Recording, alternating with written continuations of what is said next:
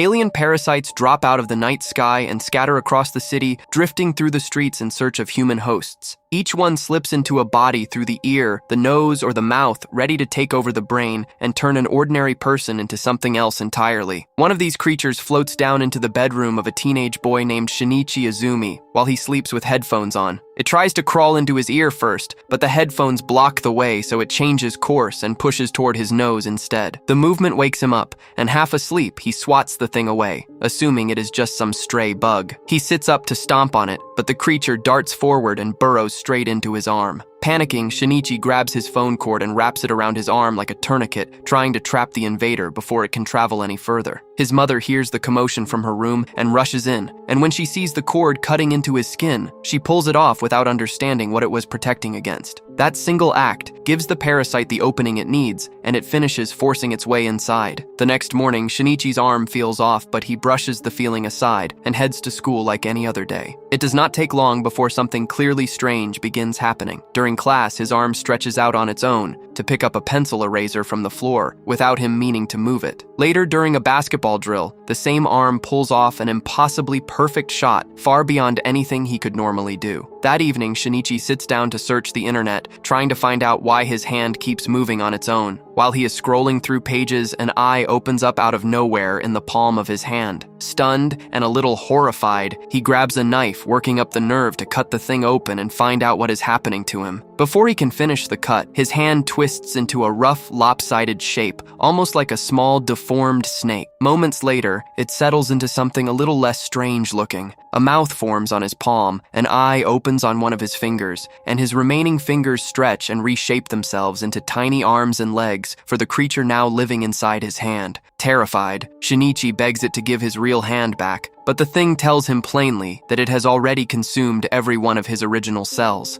There is no hand to give back. He is stuck with this passenger for good. Shinichi spends the whole night awake, too shaken by the creature attached to his arm to sleep. He still drags himself to school the next day, and once there, the creature speaks up again, telling him to call it Migi, the Japanese word for right, since it lives in his right hand. At school, Migi starts asking Shinichi to take him along to the library to study, and to sign up for fencing and marksmanship classes. Migi picks up every skill at a startling pace, far faster than any human could learn. While all this unfolds, the rest of the parasites that landed on Earth that same night are also settling into their new lives. Most of them succeed completely, eating straight through their host's brain and taking full control of the body, using their new human shells to hunt and feed on other people. One afternoon, while Shinichi rides the bus home from school, Migi senses one of these other parasites somewhere close by. Curious about what it would be like to actually witness a parasite that has fully taken over a brain, Migi forces Shinichi off the bus early and steers him toward what looks like an abandoned butcher shop where the creature seems to be holed up. When they arrive, the front door is locked, but Migi spots another way in, and the two of them slip inside. Walking through the dark shop, Shinichi comes face to face with one of the strangest things he has ever seen. A creature with a human body and a head shaped like a misshapen popped piece of cauliflower hunched over and feeding on the leftover remains of a person. The moment it notices Shinichi, it shifts into a fully human appearance, and sensing Migi's presence inside him, it assumes Shinichi must be a fellow parasite, too casually offering him an arm to eat. It only takes a second for the creature to realize the truth: Shinichi is still alive and human, and only his hand belongs to one of its own kind. As soon as the butcher figure understands this, Migi picks up on the sudden surge of hostile intent and tells Shinichi to run immediately. Before he can get far, though, he is cornered, and Migi has no choice but to shift into a defensive stance, fully aware that if Shinichi dies, he dies along with him. The butcher creature slices off its own hand and offers Migi a deal, suggesting they split the boy between them as a shared meal. Migi takes a moment too long to answer, and the impatient creature abandons the offer and launches straight into an attack which Migi just barely manages to block. A flurry of tentacle strikes follows, but Migi ends the fight fast, transforming one of Shinichi's fingers into a blade sharp enough to finish off the other parasite in a single strike. The noise of their struggle draws attention from people out on the street, who call the police, and Shinichi sprints home only moments before officers arrive at the scene. When the investigators search the building, they realize the place has served as a hideout for a creature that feeds on human flesh, but they are left with one big mystery: who or what actually killed it. Back at school, during a morning announcement from the principal, Migi senses yet another parasite somewhere nearby. Before he can even start hunting for it, the answer walks right into the room. The principal introduces a new substitute teacher named Ryoko, and Migi instantly recognizes her as one of his own kind. As Ryoko walks toward her classroom, Shinichi trails behind her, and sensing exactly why he is following, she turns and tells him not to be afraid, explaining that all she wants is to live quietly as an ordinary human. She adds that if she meant him any harm, Migi would already know it. She then leads him somewhere more private to talk, where she introduces two more parasites, a student around Shinichi's age named Shimada, and a cold, evasive police officer who refuses to give his real name, going only by the letter A. With everyone introduced, Ryoko explains that all of them simply want to coexist peacefully with humans,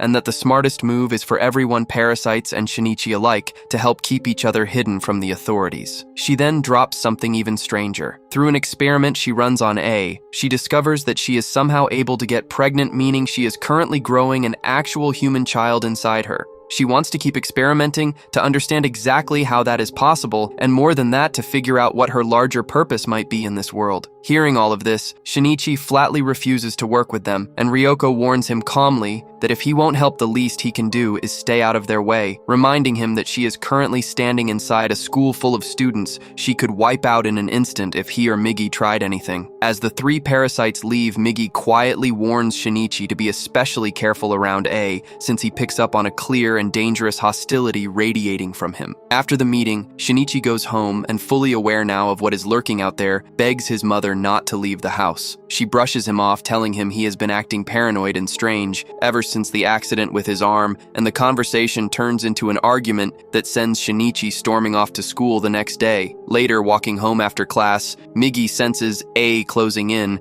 and warns Shinichi again about how dangerous the man is. No sooner does he finish the warning than the parasite cop steps out directly in front of them. Migi tells Shinichi to run, since A is a far more skilled fighter than anything they have faced so far. After running for a while, Shinichi finally tires out, and Migi takes over enough control to turn and face A, demanding to know why he is being hunted. A explains that he has looked closely at the cuts left on the body of the earlier butcher parasite back at the police station, and recognizes them as Migi's handiwork, which makes Shinichi and Migi a threat in his eyes, one that needs to be eliminated. With that, A drops his human disguise, and Migi shifts fully into combat mode. The two trade blows back and forth until Shinichi manages to close the distance and drive an iron bar straight through A's chest, draining him of blood. It turns out A has grown overconfident, certain that no human would dare attack him directly, leaving his body undefended. Sickened by what he has just done, Shinichi runs straight home, but he makes the same mistake so many people make in these situations. He never actually confirms that his enemy is dead. Although badly wounded, still has just enough strength left to take over the body of anyone who comes near him, and unfortunately for Shinichi, his mother happens to be walking home from work nearby. Hearing a man in pain, she stops to help him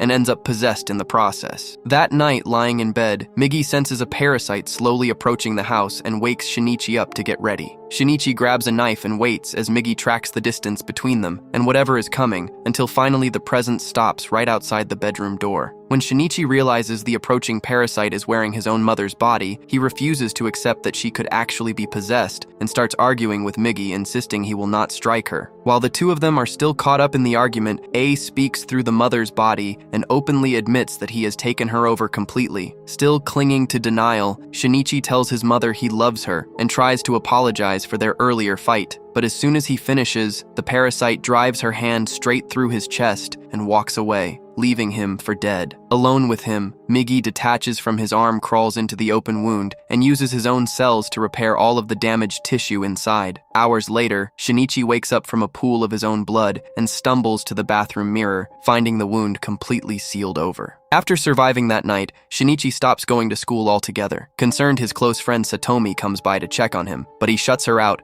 and instead rushes straight to Ryoko's apartment. The moment she sees him, Ryoko brings up the dead officer's body the police have found, accusing Migi and Shinichi of killing A, but Migi cuts in and tells her everything that actually happened, asking if she knows where A might be now. Ryoko claims she has no idea, saying he simply vanished. Migi then asks why she ever introduced them in the first place, if she knew A could become a problem, and Ryoko admits with no real remorse that it was just one more experiment to her. Furious that his mother lost her life over something Ryoko treats so casually, Shinichi pulls a knife and lunges at her, but she calmly rises and half shifts into combat form, only to stop herself when she senses something has fundamentally changed in him. Rather than fight, she decides to walk away and simply watch how he develops from from here. Still consumed by rage, Shinichi hurls the knife at her as she leaves, but she catches it effortlessly, using strands of her own hair and flings it back, narrowly missing his face. Back home, Shinichi swears he will avenge his mother and starts roaming the city in search of A. While leaving a subway station one day, Migi suddenly picks up the presence of several parasites clustered together nearby. Following Migi's lead, Shinichi pushes through a crowd gathered for a political rally, and there, looking at the mayoral candidate and the people surrounding him, Migi realizes with a shock that every single one of them is a parasite, an entire political faction made up of extraterrestrial creatures wearing human skin. Back at home, Shinichi and Migi talk over what this could mean. The parasites are aiming to seize control of the local government from the inside. Not long after, the detective leading the investigation into the dead butcher creature stops by to ask about the policeman's body that was also found nearby, but for reasons that seem oddly suspicious, he backs off the moment Shinichi claims to know nothing about it. Sometime later, Shinichi finally returns to school. While grabbing books from his locker, Satomi finds him and invites him to dinner. But before he can answer her, Shimada walks up, and Satomi introduces him as a new transfer student, unknowingly bringing yet another parasite straight into the school. Shinichi immediately demands to know why Shimada is there and tells him to leave, but Satomi, completely unaware of what is really going on, scolds him for being rude and forces the two boys to shake hands as a greeting. Shimada taunts him quietly during the handshake, and Shinichi responds by gripping down with everything he has, nearly crushing the other boy's hand. The instant their tense little standoff ends, Shimada goes straight to Ryoko's room and reports what he just felt. Shinichi now has unbelievable physical strength. The whole encounter, it turns out, is simply a deliberate test to measure how much Migi's cells have changed him. At home, Shinichi gets ready to head out again to hunt down A, but Migi stops him cold, explaining that after using so many of his own cells to save Shinichi's life earlier, he cannot guarantee staying awake through another battle. If Migi falls asleep in the middle of a fight, it could mean the end for both of them. Meanwhile, at the Parasite's meeting place, Ryoko argues with the others about how reckless they have been, warning that dragging in so many human bodies to feed on is drawing far too much attention and will get them caught eventually. One of the others brushes off the warning, mentioning that humans have already found one reliable way to expose a parasite, pulling out a strand of their hair which instantly curls up on its own the moment it is removed. It is only a matter of time before that secret spreads and gets them all caught. After class one day, Satomi brings up the dinner invitation again, and with nothing else pulling at him, Shinichi finally agrees to come along. The two of them head to the market to pick up ingredients, and as they are walking out of the store, Shinichi hears the screech of a car and turns to see that a small puppy has just been hit. He sets down the groceries with Satomi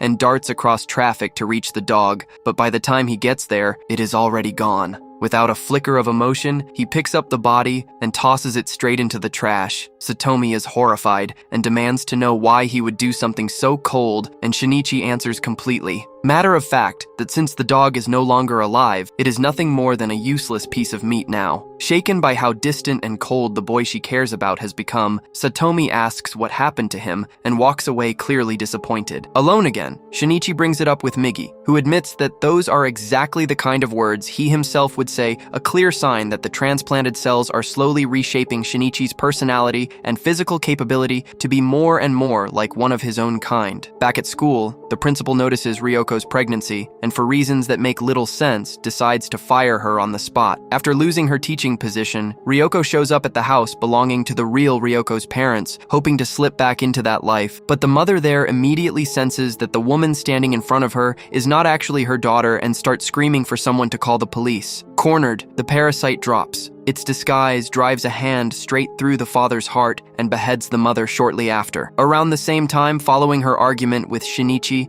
Satomi heads to her painting class, where the other girls happen to be using Shimada as their model that day. Out of nowhere, one of the students playfully yanks a strand of hair from his head, and it immediately curls up tight right in front of everyone. The girls freeze in terror and huddle together in a corner of the room while Shimada calmly counts how many of them he will need to eliminate. Once he finishes counting, he drops his disguise entirely and announces that he will end things quickly so nobody has to suffer. Before he can act, Satomi hurls a vial of acid straight at his face, scorching his skin and eating away at the tissue underneath. While he writhes from the pain, the rest of the girls scramble to escape. But even while he struggles, Shimada manages to lash out and tear one of them clean in half right in front of Satomi. At that exact moment, Migi senses the surge of killing intent coming from Shimada, and Shinichi, hearing the girls' screams in the distance, already dreads what he is about to find. He sprints toward the room but arrives just seconds too late, finding nearly all of his classmates already slaughtered. slaughtered. The sight sends him into total shock, and Migi has to work to pull his focus back. Once the numbness fades, it is replaced almost instantly with pure hatred,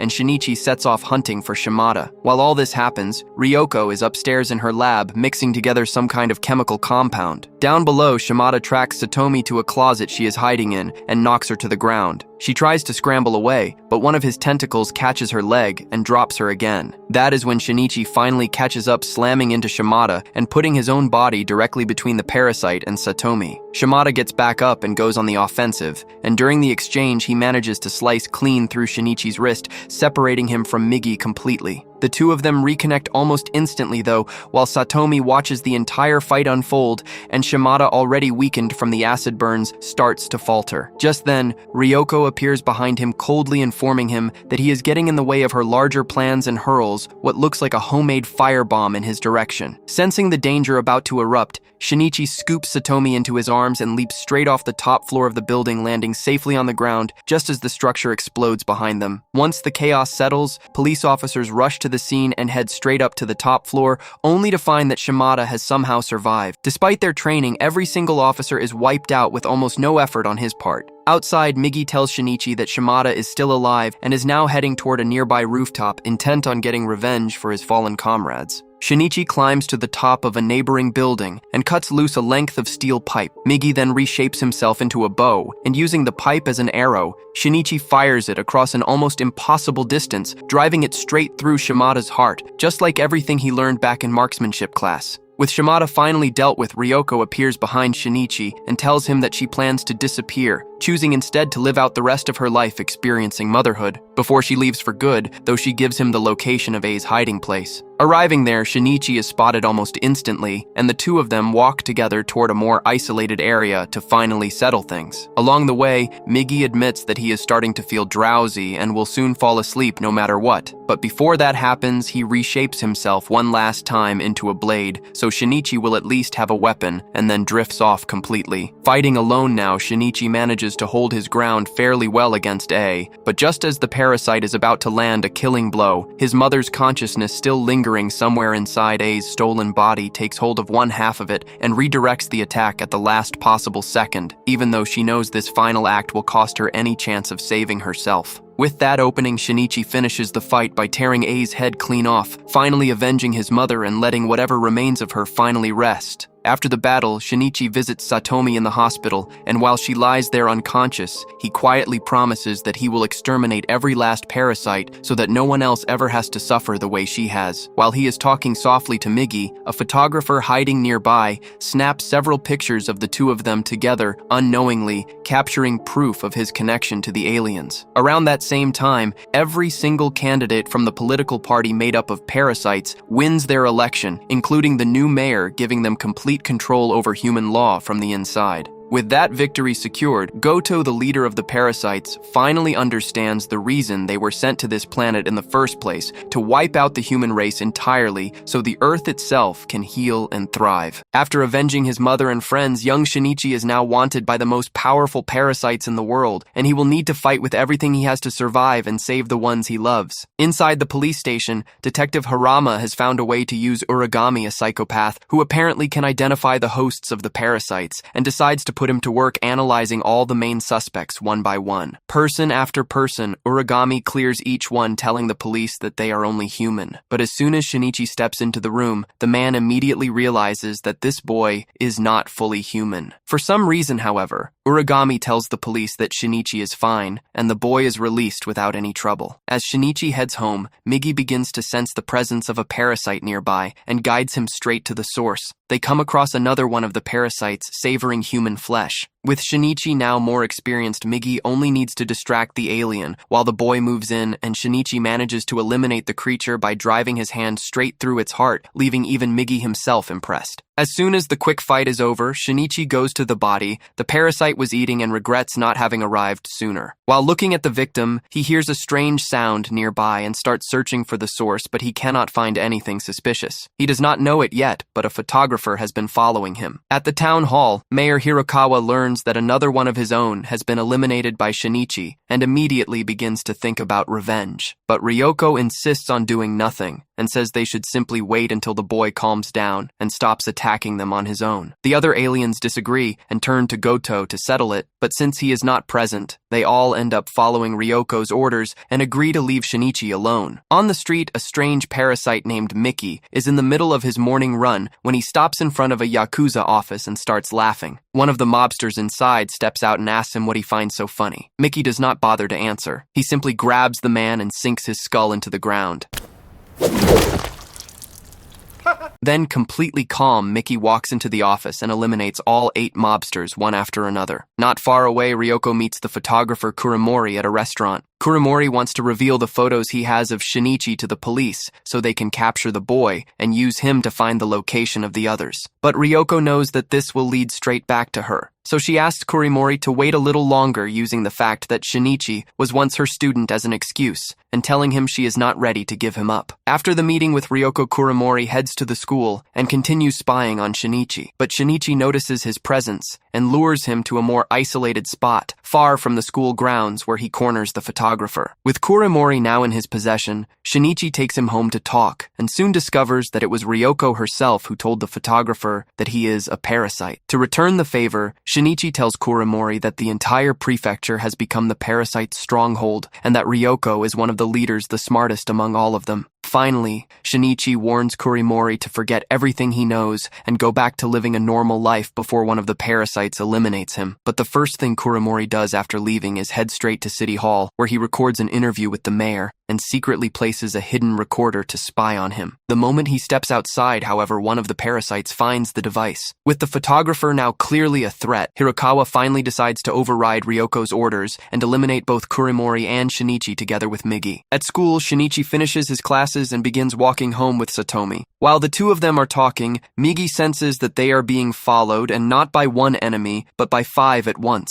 To keep Satomi out of harm's way, Shinichi starts walking away from her. After some time moving through the streets and putting distance between himself and Satomi, Migi finally finds him. But the number of enemies was supposed to be 5, not 1. The reason is that each of Miki's limbs is a different parasite. Each arm, each leg, and even his head houses a separate alien mind. As they run from the enemy, Migi notices that Miki's attacks are completely uncoordinated and decides to use this against him. Migi launches himself up into a tree and comes crashing down from above to surprise Migi from behind, tearing the parasite's head off with a single blow. With Migi defeated Shinichi, and Migi prepared to pierce his heart and finish the job once and for all. But at that very moment, a group of humans begins to approach, and the two of them have no choice but to flee to avoid being seen. It is a mistake they will surely regret. With Miki's head gone and the body unoccupied, the parasite living in the right arm takes full control and steps forward to reveal himself. It is Gooto himself. The way he works is like something out of a nightmare, each parasite in his body capable of seizing control by modifying the voice and even the personality. Back in command, Gooto orders Migi to return to his right arm, and the severed head comes walking across the ground on its demonic fingers until it reconnects with the body. At the same time, Kuramori is at home talking with his daughter when he realizes he needs to go out to the market. He spends some time there, and when he returns, he notices several unfamiliar vehicles parked around his building. Fearing for his daughter, the man breaks into a desperate run, and when he arrives, he discovers exactly what he feared most. His only daughter has been eliminated by the parasites. Following the crime, Detective Harama begins interrogating Kuramori, suspecting he has some kind of connection to the parasites. But the photographer has one goal in mind, and one goal only, and as soon as he is left alone for a moment, he takes his chance and escapes from the police station. When Ryoko learns what happened to Kuramori's daughter, she goes straight to the prefecture and confronts Hirakawa for disobeying her orders. Not only did he fail to eliminate the actual targets, he also took the life of an innocent child. After the confrontation, Ryoko goes to her own room and sits down to play with her son, letting the experience of motherhood bloom inside her. But the moment she steps back out of the room, she realizes she is being followed and lures the pursuers down into the parking lot. As soon as they close in, 3 parasites step forward and tell Ryoko they were sent sent by Hirakawa to eliminate her. Ryoko simply tells them that 3 would never be enough to destroy her, and then she reveals it. Part of her face is missing, completely gone. At that instant, 3 pieces of cartilage shoot out and pierce each of the enemies through the heart, eliminating the trio at the same time. The bizarre fragments come flying back and reattach themselves to her face, filling in the missing parts perfectly. After getting rid of the 3, Ryoko returns to her son's room. All she finds in the crib is a note from Kuramori. He has the child. At the police station, Detective Harama calls Kuramori and tries to convince him to share his location so the police can support him, but Kuramori refuses and insists on doing this alone. After ending the call, Kuramori passes his location to Ryoko, and before Ryoko goes to him, she calls Shinichi for help. Meanwhile, the Japanese task force somehow discovers that the Parasytes have been operating out of the prefecture building and moves in with every man they have. When they arrive, the officers announce there is a sniper on the roof and begin organizing an evacuation of the building, but this is just a cover. Everyone leaving the building is forced to pass through a type of X-ray that can distinguish humans from the alien hosts. The moment a parasite is detected, the police pull it out of the line and corner it between a set of buses where the creatures are executed one by one. When some of the aliens realize what is happening and try to find another way out, the police escalate the operation and bring in Uragami himself as a portable scanner, moving him through the crowds to identify anyone who slips through. With his help, the police eliminate every parasite left in the prefecture. When they finally corner Hirakawa, the mayor tries to convince the officers that the parasites are necessary for population control, but the police do not hesitate and open fire on him with hundreds of rounds. It is a terrible mistake. Despite standing alongside the parasites, Hirakawa was a human being. Then, Gooto walks into the room. Uragami takes one look at him and confirms that he is not human. The cops immediately open fire. Gooto simply raises his left hand, and the parasite inside it forms a shield that stops every single bullet as if they were paper. Seeing a creature operating on a completely different level from anything he has encountered before, Uragami quietly slips out of the building unnoticed. One by one, every officer in the room is eliminated with terrifying ease. At the meeting point, Ryoko explains to Kuramori that she never ordered the elimination of his daughter. He ignores her completely and pushes forward, determined to make her feel the same pain he is feeling. Shinichi arrives and tries to reason with the photographer, but it is no use. Detective Harama manages to track the photographer's location and arrives at the scene. Seeing the men closing in, Kuramori panics and tries to throw the child from a considerable height. Ryoko acts instantly, driving her tentacles through the photographer's heart. Kuramori falls to the ground lifeless. Ryoko finally has her son back in her arms, but in doing so, she has revealed what she is in front of everyone. Detective Harama and his men draw their weapons and order Ryoko not to move. She ignores them and begins walking calmly toward Shinichi with her son held close. Harama pulls the trigger and shoots Ryoko directly in the forehead. She simply spits the bullet back out, and the wound heals in seconds, her regenerative ability making Wolverine look ordinary. Seeing the woman still advancing, the other officers open fire as well. Rather than attacking them, Ryoko uses her hair to form a shield around her son and walks quietly toward Shinichi, absorbing dozens of bullets without breaking stride. Shinichi shouts at the police to stop. The child in her arms is a human being. Hearing this, Detective Harama orders his men to cease fire. Ryoko is soaked in blood. She says that this is goodbye and that she has learned a great deal from humans during her time with them. She says she would have liked nothing more than to live a real mother and child life together with her son, but that she knows it will never be possible. So she hands the baby little Taki to Shinichi and asks him to raise the boy as a happy and healthy human child. Finally, she says that she was able to carry out her greatest experiment of all, the experiment of being a mother, and sensing that her purpose has been completed, she falls to the ground and does not get back up. Her body begins to rot within seconds.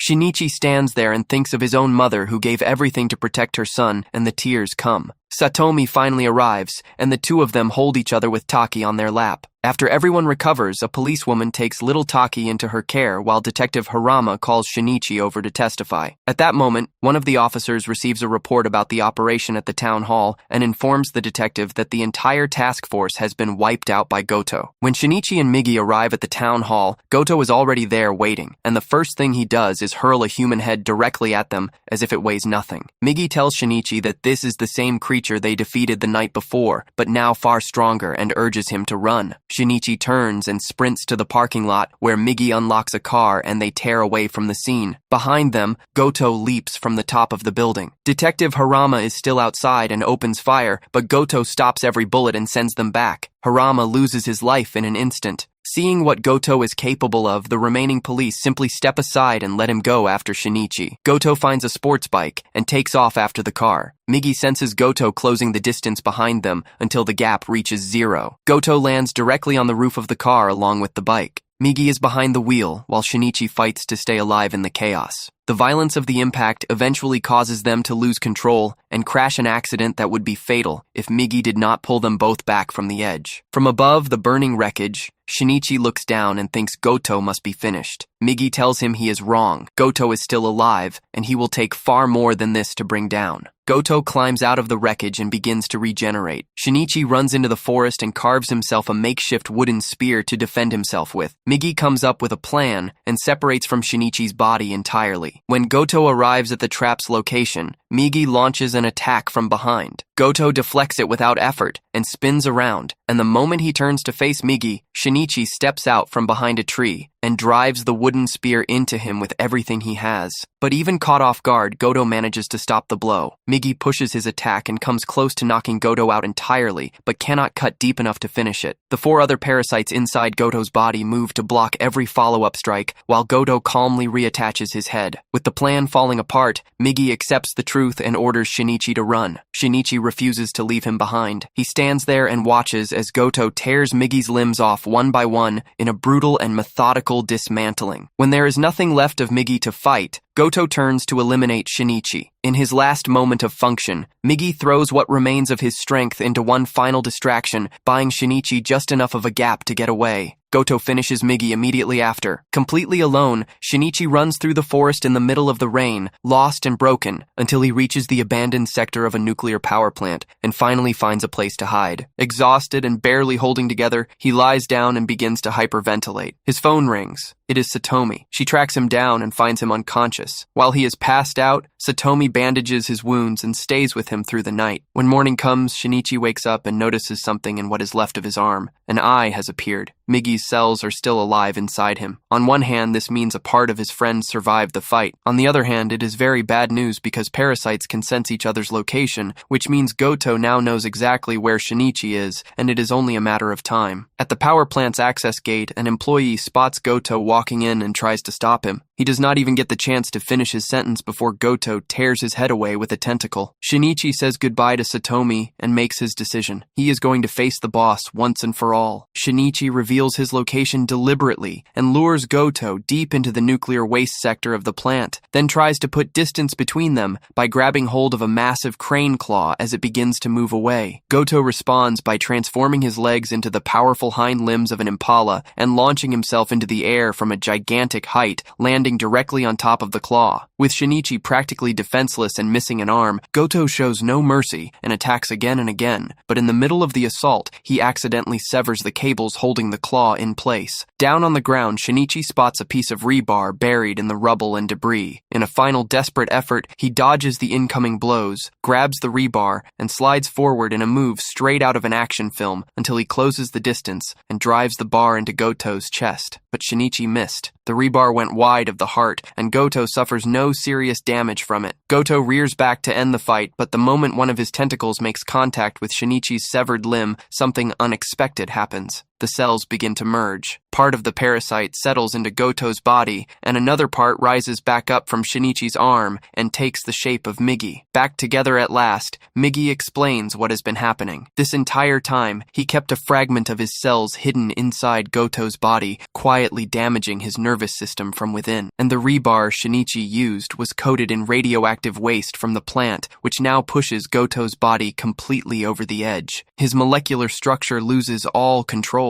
His body begins to melt and warp, collapsing into an extremely grotesque humanoid shape before finally exploding apart. But even with his body destroyed, Gooto is not finished. The parasite living in his head is still beating with life, and it begins summoning the scattered cells around it, working to pull itself back together and rebuild from nothing. Shinichi walks over slowly and picks up what is left of him, then carries him to the flames of the plant's garbage incinerator and drops him in. That is the end of the most powerful parasite that ever existed. Sometime after the final battle, Migi sits down with Shinichi and delivers some difficult news. The radioactive waste that ended Gooto has also affected Migi's own molecular structure, and he will need to go into a deep sleep while his cells work to restore themselves. It could take years, It could take decades. He tells Shinichi that at least this means Shinichi will finally have his right hand back. Then Migi says goodbye to his best friend, and neither of them knows whether they will ever be able to speak to each other again. About a year passes after saying goodbye to Migi. Shinichi and Satomi go together to visit little Taki, who is not so little anymore. After the visit, the couple goes out for a walk, and Satomi asks Shinichi to slip away to a store nearby and buy them some ice cream. While Shinichi is gone, Uragami, who has been watching the couple from a distance, seizes the moment and kidnaps Satomi, dragging her away before she can do anything about it. When Shinichi gets back to where Satomi is supposed to be, he looks around and spots her being taken away by the lunatic. Knowing Shinichi will come after him, Uragami takes Satomi up to the top of a building where he coldly cuts a man's neck in front of her. When Shinichi steps out onto the terrace, Uragami begins talking. He tells Shinichi that from the very moment he saw him at the police station with Detective Harama, he has been consumed with one obsession: finding out what a real monster thinks of him. Despite the violence all around them, Shinichi tells him calmly that Uragami is just a normal person and tries to bring the situation down. But then Satomi speaks up and calls Uragami an imbecile, telling him plainly that she feels nothing but pity for a monster like him. The word hits something inside Uragami. Fury floods through him, and he begins walking toward the edge, slowly dragging Satomi with him until he throws her off the building. Shinichi is already moving. He charges across the terrace, knocks Uragami out with a single punch, and lunges for Satomi's hand. He catches her, but she is slipping. Her fingers slide through his, and he feels her falling away from him and off the side of the building. The guilt crashes over him, and his mind floods with memories of everyone he has lost. And then a voice cuts through. It is Migi telling him to grab Satomi right now before it is too late. Migi woke up for just long enough to save her and then went straight back to sleep. The two of them end up lying side by side on the terrace, catching their breath. In the quiet, after everything, Shinichi tells Satomi something he had been carrying for a long time. After he once threw the dog away in the trash, he went back and regretted what he had done, and he buried the animal properly under a tree. And with that, the story of Parasite comes to a close.